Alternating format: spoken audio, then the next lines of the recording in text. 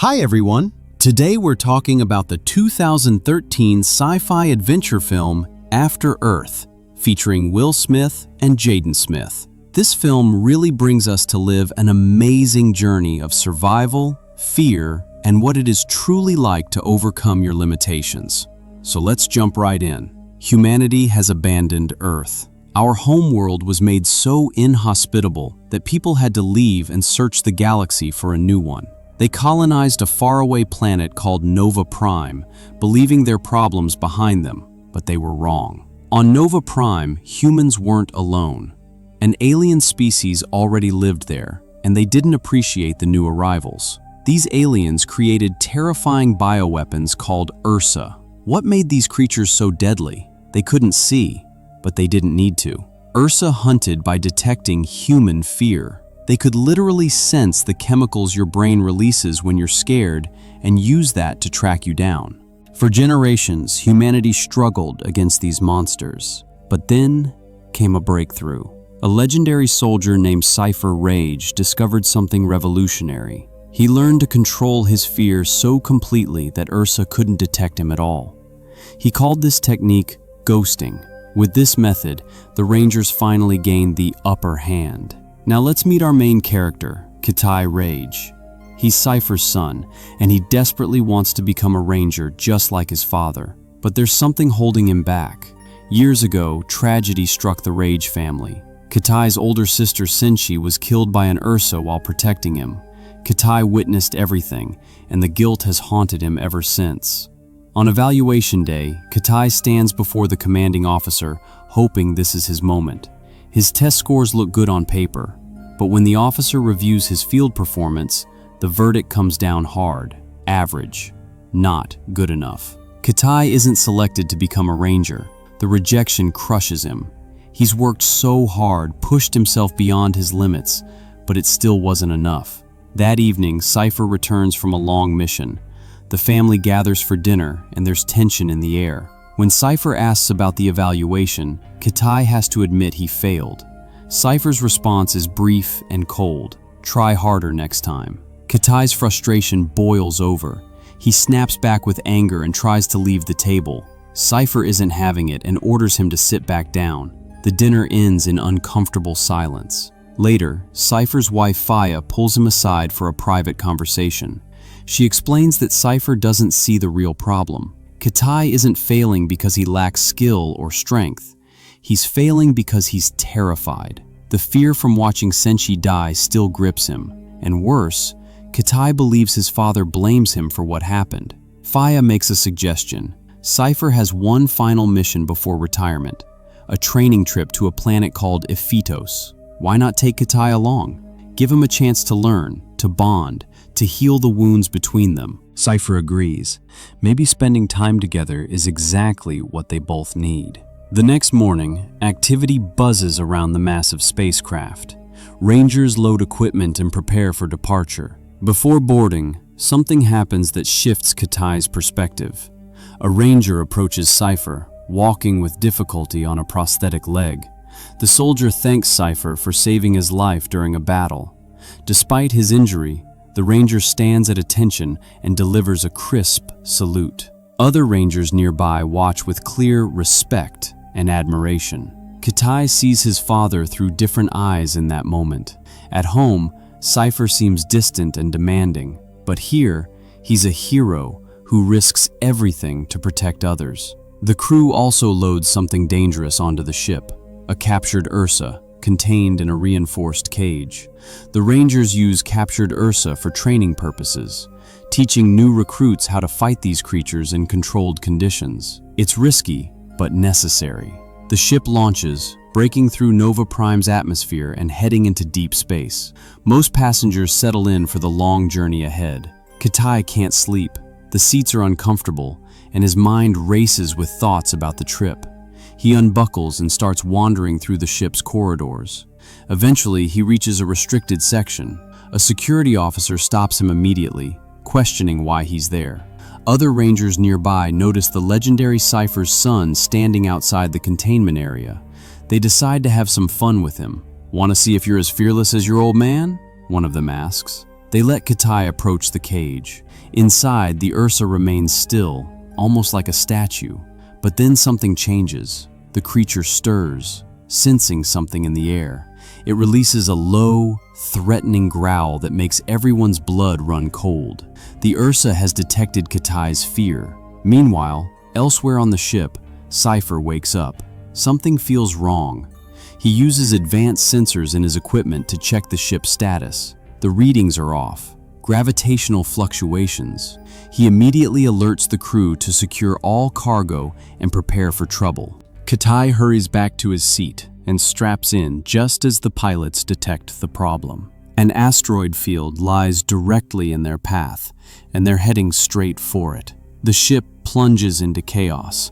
Massive space rocks slam into the hull, tearing through metal and causing explosive decompression in several sections. The pilots work frantically at the controls. Sci-fi orders them to use the wormhole drive, their only chance of escaping. The ship lurches violently as it jumps through space, emerging outside the asteroid zone. But the damage is severe. Systems are failing.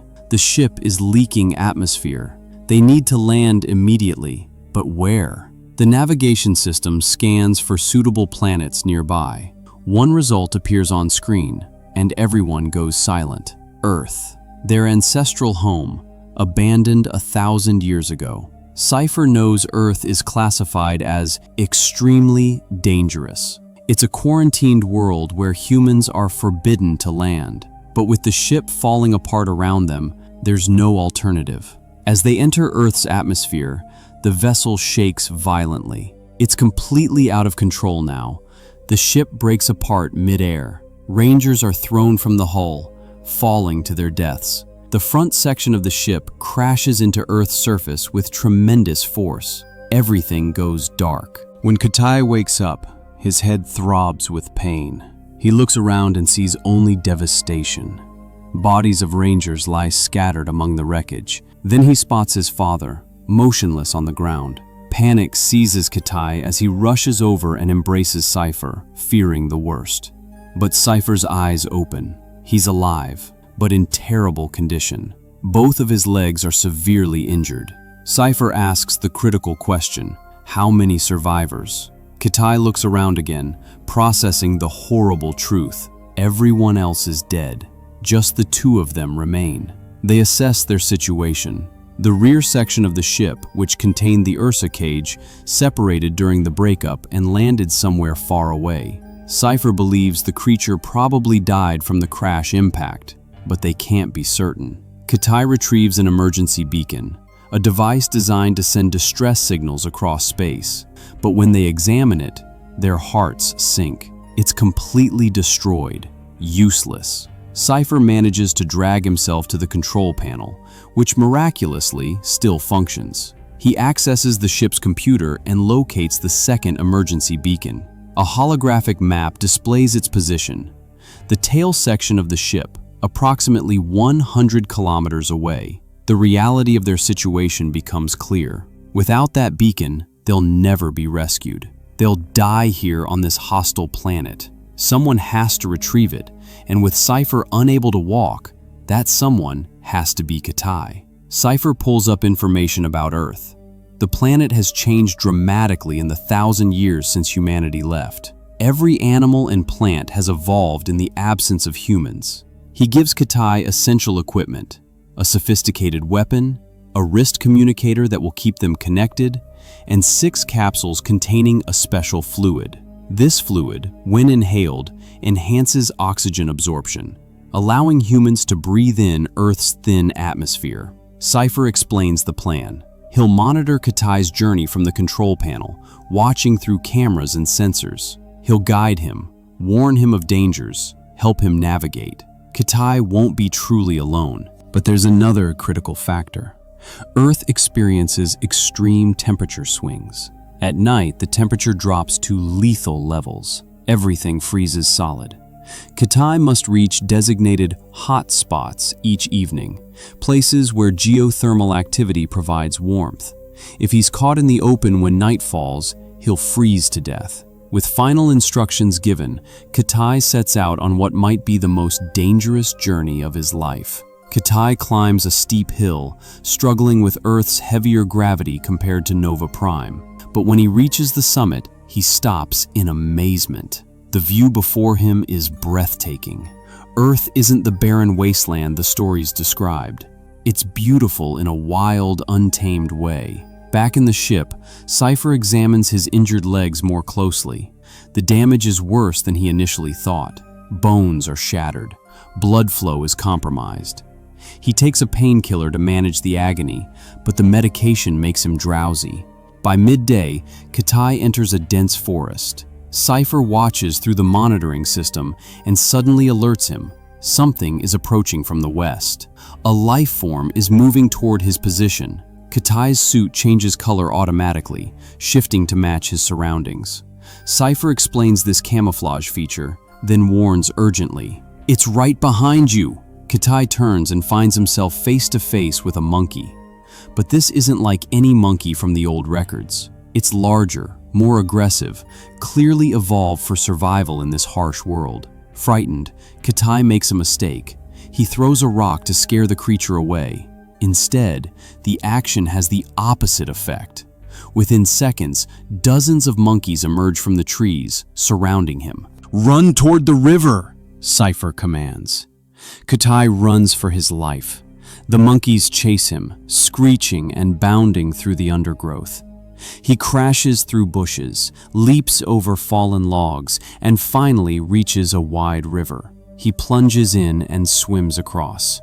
The monkeys stop at the water's edge, unwilling to follow.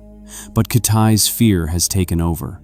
Even after escaping, he keeps running until Cypher tells him to stop and catch his breath. As Kitai sits down, gasping for air, his suit changes color again, this time to white, indicating a health problem. "Check your body," Cypher instructs. Kitai examines himself and discovers a leech-like creature attached to his hand. It's been feeding on his blood, and worse, it's injected venom into his system. The poison is already spreading. Kitai panics. "I can't stand up. My vision is getting blurry." Cypher calmly directs him to use the medical kit. Kitai fumbles with shaking hands to inject an antidote. He manages one injection, but he needs another dose, and his hands are going numb. "Fall forward onto your chest," Cypher orders. Kitai collapses, and the impact triggers the second auto-injector. The medicine enters his system, but he immediately loses consciousness. Evening approaches. The temperature begins dropping rapidly. Cypher tries to wake his son, urgency in his voice. "The temperature is falling 5 degrees every 10 minutes. You have to wake up now or you'll freeze." Finally, Kitai stirs. The antidote has worked. His suit returns to normal color, meaning no immediate danger nearby. But now, he faces a different threat, the deadly cold of Earth's night. Cypher identifies the nearest hotspot, about 10 kilometers away. Kitai has less than an hour to reach it. He starts running, pushing his exhausted body to its limits. Meanwhile, Cypher faces his own crisis. Blood flow to his legs has stopped completely. The pain is unbearable. He performs emergency field surgery on himself, using the ship's medical tools to restore circulation. It's crude and agonizing, but necessary if he wants to survive long enough to see his son again. Kitai reaches the hotspot just as darkness falls. He takes out one of his oxygen capsules to use it, but shock washes over him. 2 of the 6 capsules are broken, their contents spilled and useless. He knows what this means. With only 4 capsules remaining, he might not have enough to complete the journey. If he tells Cypher, his father will order him to turn back immediately. The mission will fail, and they'll both die on this ship. Kitai makes a decision. He lies. When Cypher asks about his supplies, Kitai reports that everything is fine. Night settles over Earth. Lightning flashes across the sky. Rain pours down in sheets. In his warm shelter, Kitai asks his father a question. "When did you first become invisible to the Ursa?" Cypher's voice grows softer. He tells the story of his first ghosting experience. He was out alone when an Ursa appeared before him. The creature attacked, driving its sharp appendage through Sci-fi's shoulder. They both tumbled down a cliff and into a deep river. Underwater, the Ursa pinned him down, seemingly trying to drown him.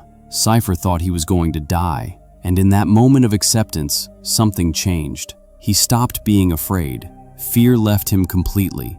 The Ursa, unable to sense him anymore, released its grip and searched around, confused. Sci-fi was right there, but the creature couldn't find him.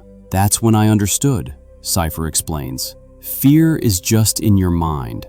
It's not real. The day I stopped being afraid, I became invisible. Kitai listens to every word, then falls asleep, exhausted from the day's ordeals. Morning arrives. Kitai continues his journey through the transformed Earth. As he walks through a particular section of forest, he makes a disturbing discovery. Dead monkeys hang from the trees, their bodies torn apart violently. These are the same type of monkeys that chased him yesterday. Something killed them, something powerful and vicious. Sci-fi sees this through the monitors too. He immediately suspects the Ursa might be alive and hunting in the area. He directs Kitai toward a waterfall, hoping to keep him away from danger. When Kitai reaches the waterfall, he's greeted by an incredible sight. A massive chasm opens before him, with stunning views of Earth's reclaimed landscape. It's beautiful, but also represents a serious obstacle. Sci-fi asks him to check his supplies. Kitai hesitates, then admits the truth. He only has 2 oxygen capsules left, not 4. Sci-fi's demeanor changes instantly. He runs calculations through the ship's computer, analyzing routes and timeframes. The results are clear. With only 2 capsules, Kitai cannot reach the tail section safely. He will suffocate before arriving. There are theoretically 2 paths forward. One involves climbing down the chasm carefully, which takes too long. The other involves jumping and gliding, which is faster but still requires at least 3 capsules minimum. Abort the mission, Sci-fi orders firmly. Return to the ship immediately. Kitai protests. He insists he can move faster, ration his breathing, make the 2 capsules work somehow. This is not a discussion, Sci-fi says. You did your best, now come back. Something inside Kitai snaps. All the pain, all the guilt, all the years of feeling inadequate come flooding out. You can't order me around, he says. You think I'm a coward? I'm not! And before Sci-fi can respond, Kitai jumps. He leaps off the cliff, falling through the air at tremendous speed. His suit has wings that deploy, allowing him to glide somewhat, but it's still incredibly dangerous. Sci-fi watches in horror as his son plummets downward. Then something new appears on the monitor. A massive bird, far larger than any bird from old Earth, swoops toward Kitai. There's a bird coming at you, Sci-fi warns. Kitai tries to maneuver away, but the bird is faster. It strikes him, and the impact severs the connection. Sci-fi loses all contact with his son. Kitai's eyes open to a strange scene. He's lying in a giant nest. Small chicks surround him, chirping softly. These are the offspring of the huge bird that attacked him. He tries to get up quietly, but then danger arrives from multiple directions. Predators, evolved panther-like creatures, climb into the nest from all sides. They're here to feed on the helpless chicks. The mother bird returns and fights one predator on the nest's edge. Inside the nest, Kitai battles another creature that's trying to kill him and the chicks. He manages to fight it off, knocking it out of the nest. By the time the attack ends, all of the chicks are dead. The mother bird tries desperately to revive her babies, nudging them with her beak, but they don't respond. Kitai, knowing he can't help and fearing for his own safety, slips away during the confusion. Back at the ship, Sci-fi desperately searches for any sign of Kitai. His satellite monitors scan the area. Instead of finding his son, he discovers something worse. 2 rangers' bodies impaled on a tree. The monitoring system detects Ursa activity nearby. The creature survived the crash and is hunting. Kitai finds shelter in a cave for the night. Without Sci-fi's guidance, he has to rely on his own memory and judgment. He sketches a crude map on the cave wall, marking what he remembers of the route to the tail section. The next morning, he resumes the journey, but something odd happens. The same giant bird that attacked him keeps appearing overhead, following him from a distance. Kitai doesn't understand why. By midday, breathing becomes difficult. His oxygen levels are critically low. He uses his last capsule, knowing he's now on borrowed time. He has to reach the tail section soon, or he'll asphyxiate. To save time, he constructs a makeshift raft from logs and uses a river to travel faster. He lets the current carry him while he rests. Eventually, he falls asleep on the raft. In his dreams, Senshi appears. She smiles at him and says, "You're close. Keep going." He wakes as the temperature starts dropping. Night is coming, and he needs to find a hot spot immediately. But without Cypher's help, he doesn't know where to go. The temperature plummets rapidly. Ice forms on everything. Kitai stumbles through the freezing landscape, his body shutting down from the cold. He collapses, unable to move. Death seems certain, but then something drags him to safety. Through his failing vision, he sees the giant bird. It covers him with leaves and twigs, using its own body heat to keep him warm through the deadly night. Kitai reaches out to thank the bird, but something's wrong. The bird doesn't move. It's dead, frozen from the night's cold. It sacrificed itself to keep Kitai alive. Knowing the bird's sacrifice can't be wasted, he continues forward. He doesn't have to go far. Just ahead, partially hidden by vegetation, lies the tail section of the ship. Relief and hope surge through him. Inside the wreckage, he immediately grabs a fresh oxygen capsule and inhales deeply. He retrieves a weapon from the debris, then locates the emergency beacon. Thankfully, it appears intact and functional, but then he notices something that makes his blood run cold. The Ursa cage is broken open, empty. The creature is alive and somewhere nearby. Kitai quickly takes a communication device from a deceased ranger and puts it on his wrist. He tries to contact Cypher immediately. Back at the ship, Cypher is in bad shape. He's lost a lot of blood, barely conscious, drifting in and out of awareness. But when he hears Kitai's voice, hope flickers in his eyes. However, there's a problem with the signal. Cypher can hear Kitai, but Kitai can't hear Cypher's responses. Kitai tries activating the beacon, but it fails. Atmospheric interference blocks the signal. The beacon won't work from this location. Frustration overwhelms Kitai. He doesn't know what to do. Then, he remembers his father's teachings. He kneels, closes his eyes, and calms his breathing. He asks himself, what would Cypher do in this situation? What would his father tell him? At the ship, Cypher watches through the remaining monitors. He can see Kitai clearly, but can't communicate with him. Lightning flashes across the sky on the monitors. The lightning, Cypher whispers to himself. It's interfering with the signal. You need to get higher, climb the mountain. And somehow, even without hearing the words, Kitai understands. He looks at the tall volcanic mountain nearby and knows what he has to do.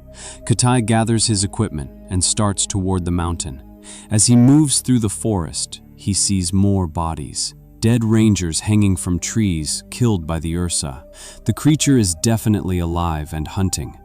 Kitai's fear grows with each step, and that fear becomes dangerous, because the Ursa hunts by sensing exactly that. Somewhere in the forest, the creature detects him. It begins moving with terrible purpose in Kitai's direction.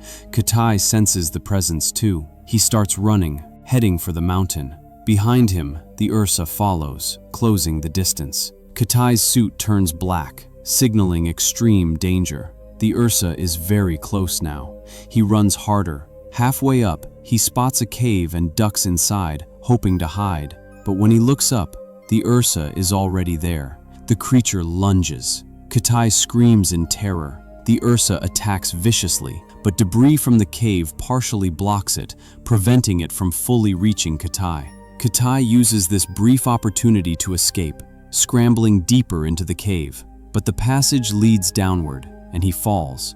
He tries to climb back up. The Ursa pursues. It slashes with its deadly appendages, striking Kitai across the body. Kitai refuses to quit. Using his weapon as a climbing tool, he pulls himself upward, reaching the surface. The Ursa climbs after him relentlessly. Kitai emerges into open air and scrambles to activate the beacon. Just as he gets it working, the Ursa bursts from the cave entrance. The beacon slips from Kitai's hands. He's too weak from blood loss to stand properly. The Ursa is free now, moving toward him for the final kill. But then something changes. The creature slows, confused. It moves its head from side to side, searching. Kitai sits just a few feet away, completely exposed. But the Ursa can't find him. In that moment of mortal danger, Kitai has done what he thought impossible. He's released his fear. And without fear, he's invisible to the Ursa. Kitai slowly stands. He picks up his weapon. With newfound courage, he attacks. The Ursa fights back, but without the ability to sense him properly, it's at a disadvantage. At the ship, Sci-fi is fading. Blood loss and injuries are taking their toll, but his eyes remain on the monitor, watching his sons fight. Kitai delivers one final strike, a fatal blow. The Ursa stumbles, lets out a final sound, and collapses. It tumbles down the mountainside, dead. Kitai's suit returns to normal color. The danger has passed. Kitai retrieves the beacon and activates it successfully from this higher elevation.